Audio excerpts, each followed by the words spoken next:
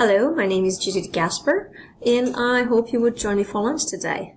I am glad to be here and share lots of information with you on a topic that is personal interest to me, and I believe that it is important for families with children. And the topic is the hidden danger in your family's food. So who am I? Some of you already know me. I am a ballroom and Latin dance teacher at Champions Dance Sport Club, a former amateur and professional competitive dancer, presently a master's candidate in applied nutrition at the University of New England. I'm also an advocate for balanced and healthy lifestyle, exercise and good nutrition, and a proud mother of 2 wonderful boys. So let's see, why are we here today?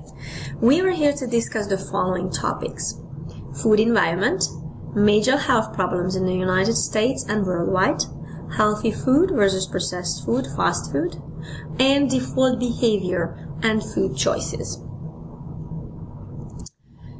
The goal of this seminar is that by the end you would be able to identify names of potentially harmful ingredients in packaged food, make a grocery shopping list of basic items that you would need every week, and list healthy snacks for school and afternoon activities.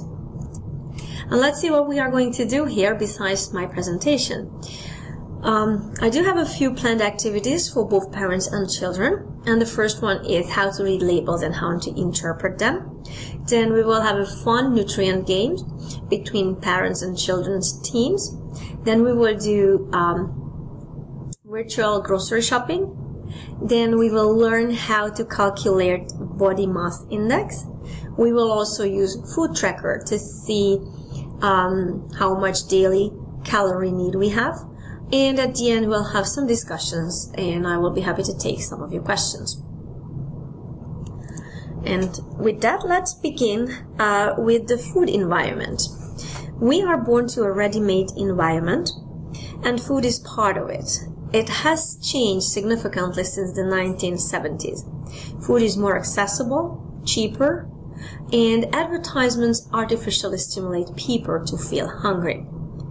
Healthy lifestyle is difficult when the opposite is promoted. It is almost like swimming against the current. Did you know that humans are creatures of habit? Habits are learned automatic responses, and cues activate the habitual responses. Children under 7 are the most receptive to information. They are in the downloading phase. Info about the most fundamental perception is learned at this age. And when families show healthy habits, then children will download that, and that will become their healthy default behavior. So children establish habits by mimicking adults. These habits can be changed later in life, but it is not easy. Another fact is low physical activity, high TV viewing, and short sleep duration are behaviors that correlate with obesity.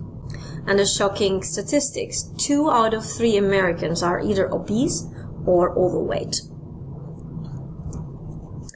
So now let's look at how helpful are your eating habits. Do you regularly cook at home or eat out at fast food restaurants?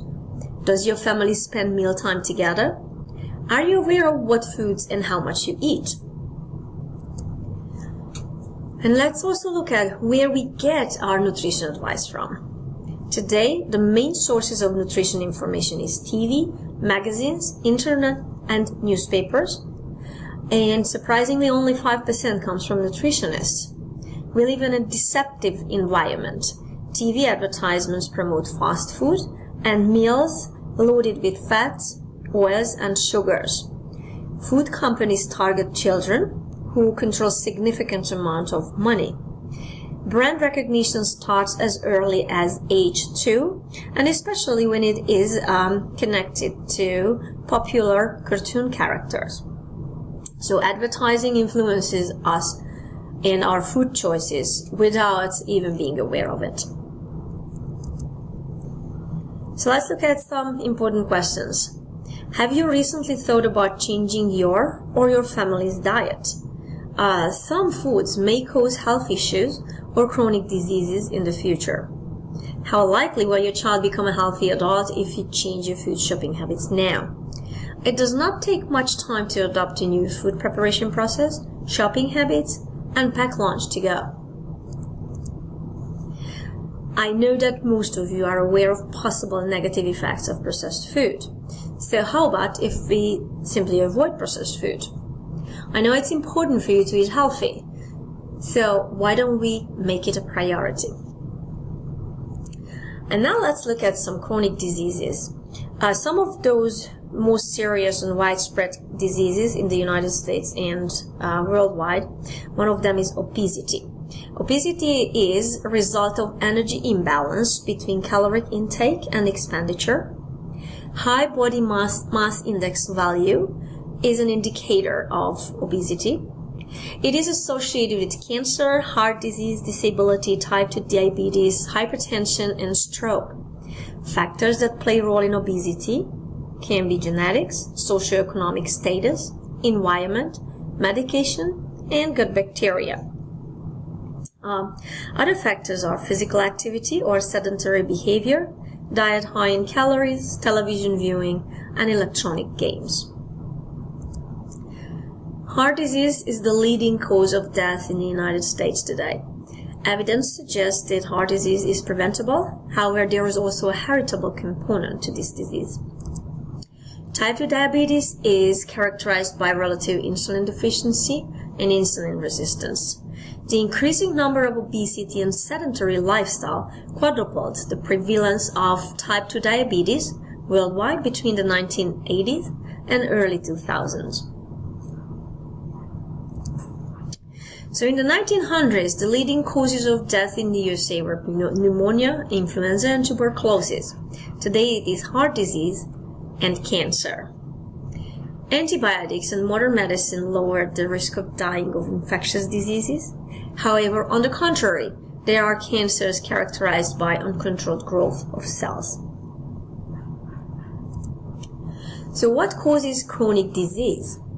A Western European monozygotic twin study estimated that how much genetics exposure or the interaction of genetics and exposure attributable to 28 different chronic diseases. The results showed that the average only 16% of cancer and heart diseases death cases could be attributed to genetics. And this does not really explain heritability. And therefore, it is reasonable to infer that combined effects of exposure and the interaction of genetics and exposure would be greater than genetics alone. Let's look at risk factors of chronic disease.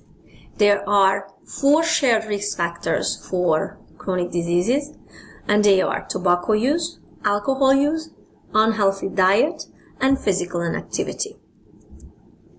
I found an interesting table in the World Health Organization's webpage, and that lists risk factors, attributed deaths, and percent of global death. When we look at the risk factors, you can see that there are significant amounts of diet-related factors, such as diet high in sodium, low in seafood omega-3 fatty acids, low in polyunsaturated fatty acids, high in trans fats, and some of the nutrients are deficiency of vitamin A, iron, and zinc. We will get back to this table in just a second. So let's see the nutrition background of fast food or processed food. The fast food companies have changed the food environment drastically since the 1960s. And here are some properties of processed food.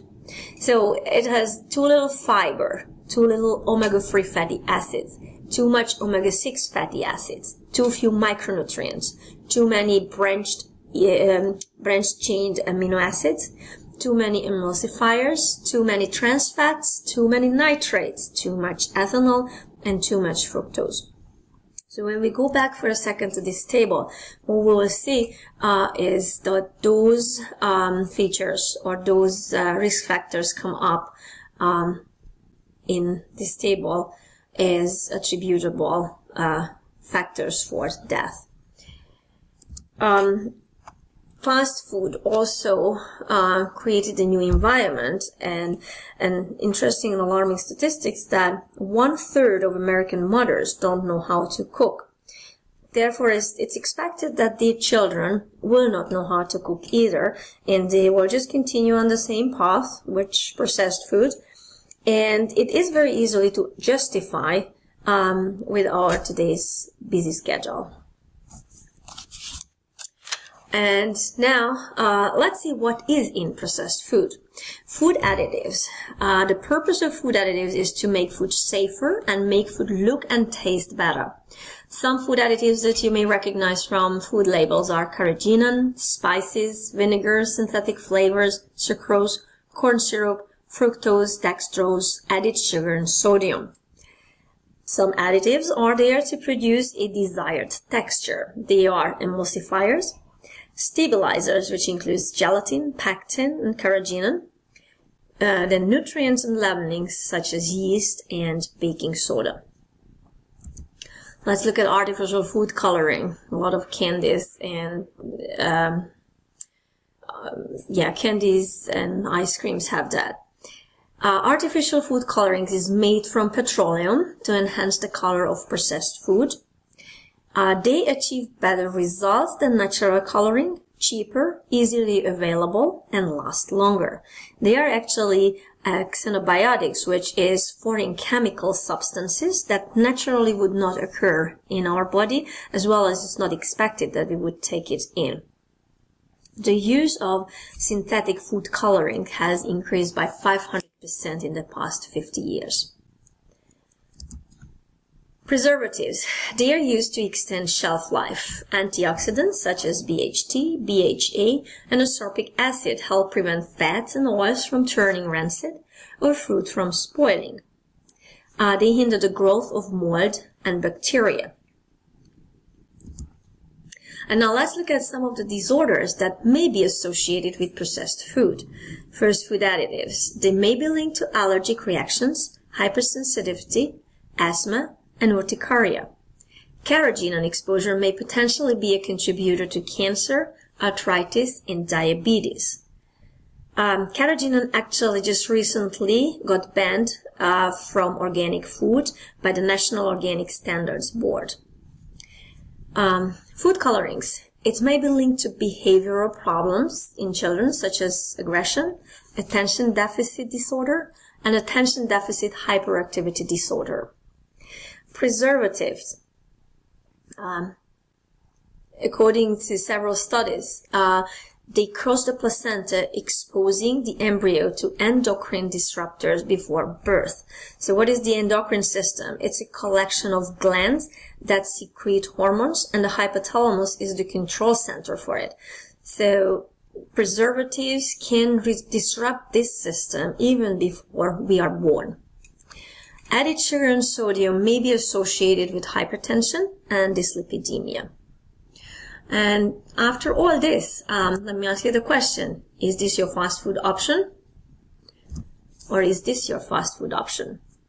So we'll take a little break, and we will come back, and we will focus on, from here, how to establish healthy default behaviors when it comes to fast food. So thank you, and see you later.